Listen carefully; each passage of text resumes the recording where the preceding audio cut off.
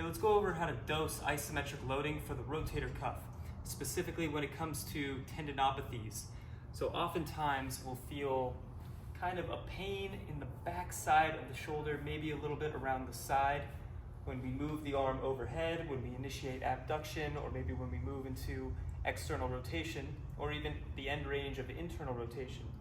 So how we can progress these isometric loading strategies has to do with how irritable we are and what ranges were painful. Ultimately, we want to load just outside the painful range so we can get some analgesic or pain relieving effects in that specific range. So to start, we're just going to have the arm by the side. If you're really irritable here, and we're just going to want to be in a neutral shoulder flexion and rotation range of motion here. So the contraction is just going to be pushing the elbow and the hand into the wall. And we can hold this, just generating internal tension here without excessive body load. Once this feels pain-free, we can move away from the wall a bit, and notice this brings us into about 45 degrees of shoulder abduction. And now we got our body weight into the exercise as well to overload. So again, the contraction is still driving the elbow upwards and the hand into the wall. So it's a little bit of abduction, a little bit of external rotation, okay? Now what we could do is start to face the arm a little bit more so that we're getting more length through the rotator cuff. Initially, your rotator cuff tendons aren't gonna like a ton of stretch because it's a very compressed position for the rotator cuff, but over time, it'll be able to tolerate that very well. So we're gonna face the arm here, and then we're going to think about allowing our body weight to come through as we drive the elbow into the wall and the hand into the wall as well.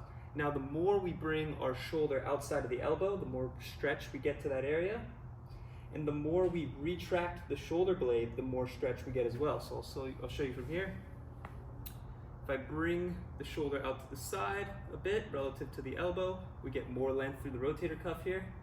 If I turn even more toward the bicep, again, more length through the rotator cuff.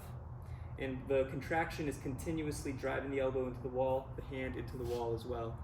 So we're loading the tricep just a bit, but it's mostly rotator cuff here. Okay? And the higher we go up, we don't want to go up above 90 degrees of flexion here, because I can feel a little bit pinchy on the front of the shoulder. We don't want that. And we can hold this isometrically. We can back up a little bit, so we're placing more load through the rotator cuff there as well.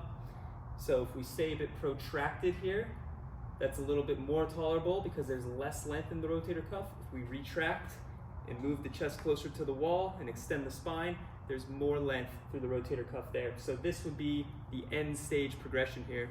We can hold this anywhere from 30 to 60 seconds. Eventually we can kind of pulse in and out of end range, kind of rotate through. And this is a really nice strategy to start to restructure the tendons in the back of the shoulder, get some good pain relief, and you could do this relatively frequently. So anywhere from 3 to 5 days a week, 2 to 4 sets, 30 to 60 seconds here, and your shoulders should be feeling much less painful.